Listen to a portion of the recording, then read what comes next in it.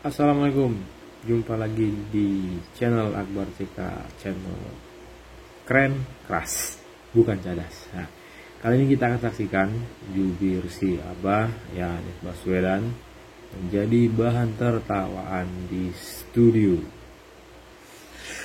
Nah, apa yang membuatnya jadi bahan tertawaan? Nggak usah berlama-lama, langsung aja kita saksikan videonya berikut ini. Gas. KPU seharusnya netral. Bang Syahrir ini orang baik, ya. Jadi saya nggak boleh menyakiti orang baik. Jadi kalau ada kalimat saya yang tidak tepat, saya minta maaf Bang Syahrir.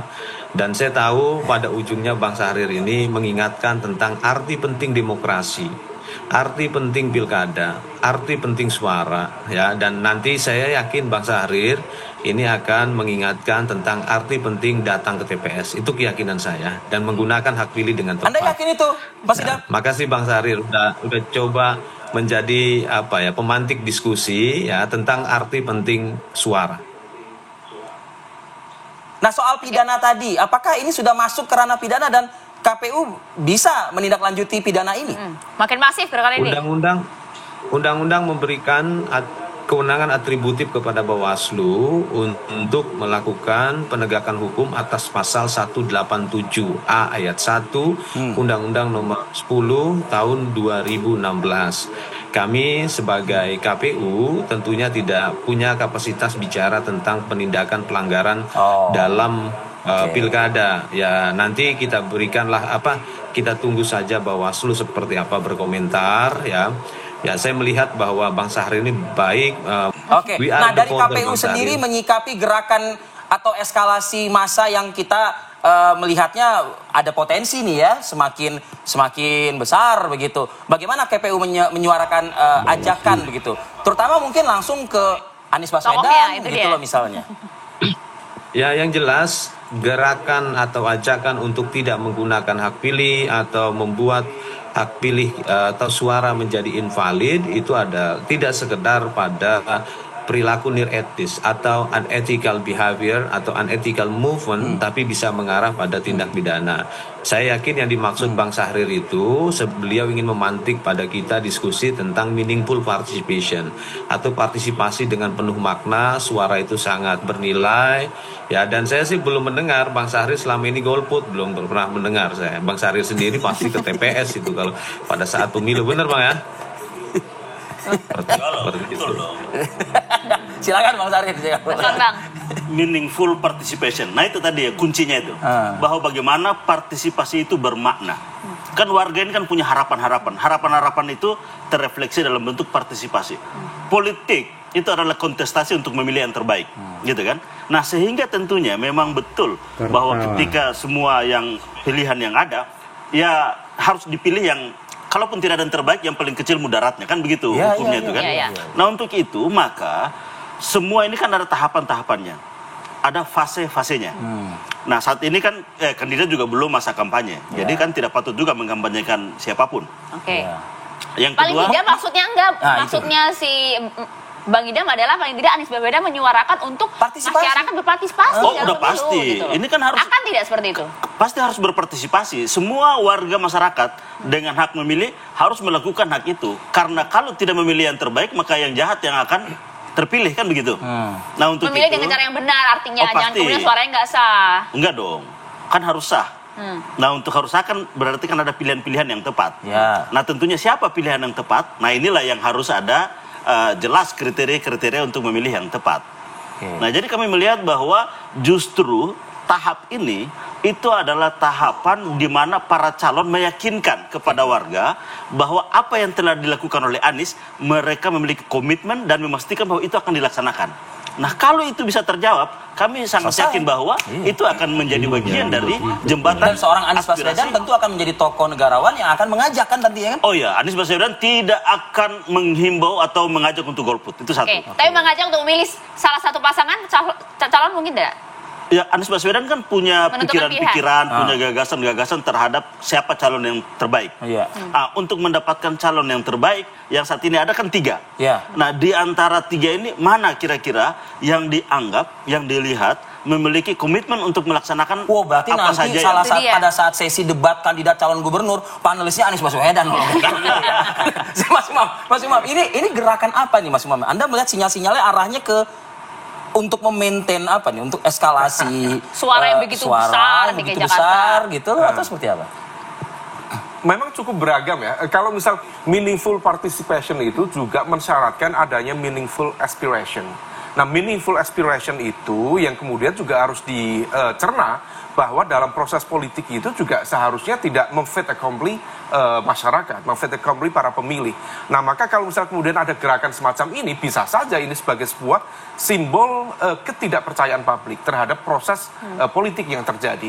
Karena ini basisnya adalah trust. Trust terhadap penyelenggara pemilu dan trust terhadap penyelenggaraan pemilu.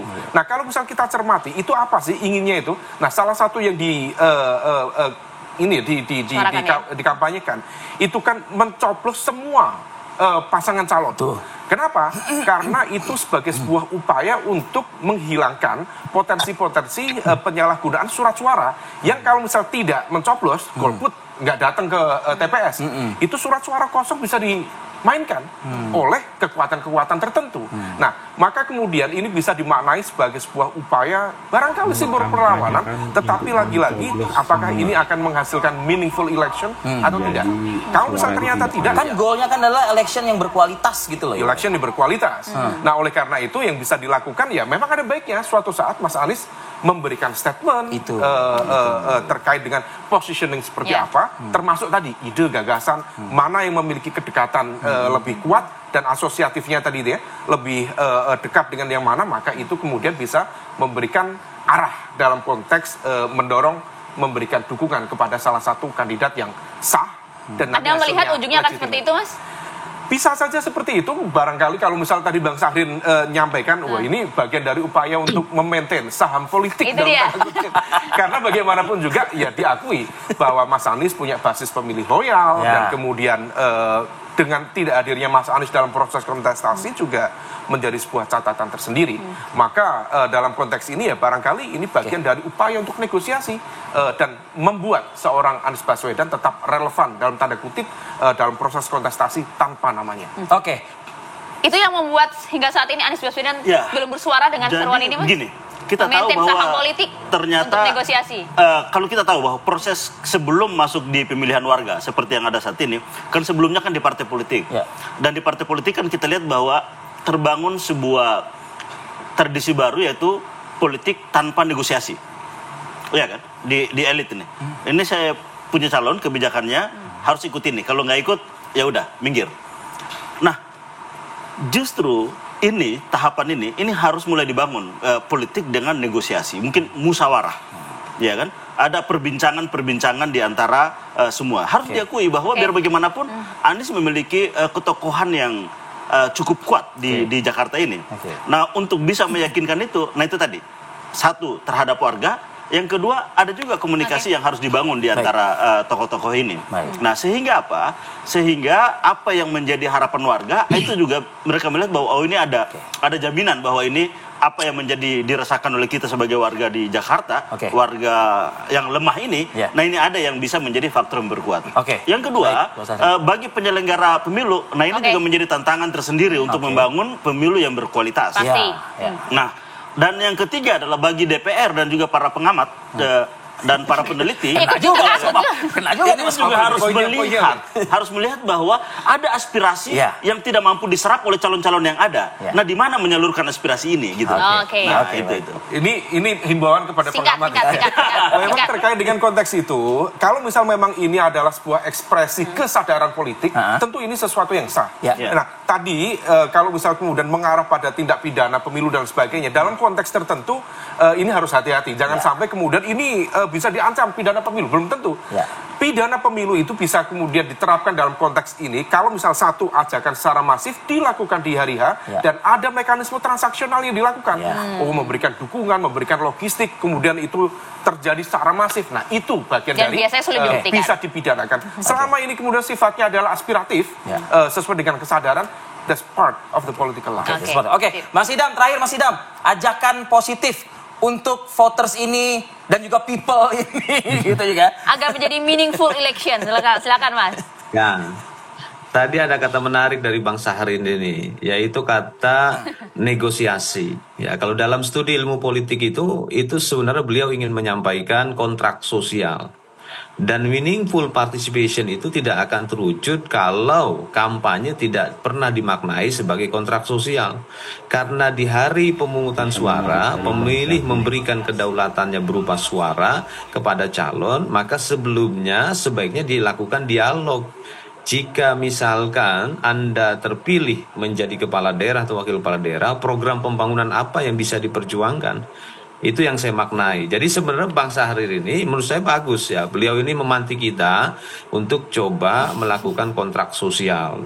Ya, dan Nah, tadi udah kita saksikan ya pernyataan-pernyataan dari jubirnya si Abah, Anies Baswedan ya, tentang pilkada. Ya. Tentang pilkada ya, semoga saja nantinya tidak mengarah ke tindakan-tindakan pidana ya, mengajak golput ataupun lainnya. Tapi sudah dijelaskan tadi oleh jubirnya siapa tadi, Syahrin ya, saudara Syahrin itu,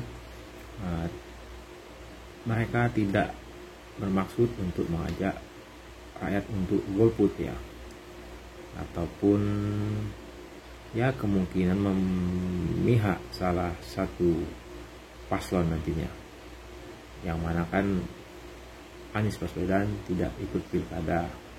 Tapi untuk mengajak golput katanya tadi tidak juga. Ya tinggal masyarakat yang menilai ya. Ya bagi pendukung si Abah Anies Baswedan, ya walaupun yang mereka dukung Anies Baswedan tidak bisa ikut tampil di kontestasi pilkada, semoga ya tetap berlapang dada ya. Doakan saja yang terbaik untuk si Abah Anies Baswedan. Walaupun tidak ikut pilkada, mungkin ke depan ya di 2029 ya mungkin bisa maju lagi jadi calon presiden ya. Jadi move on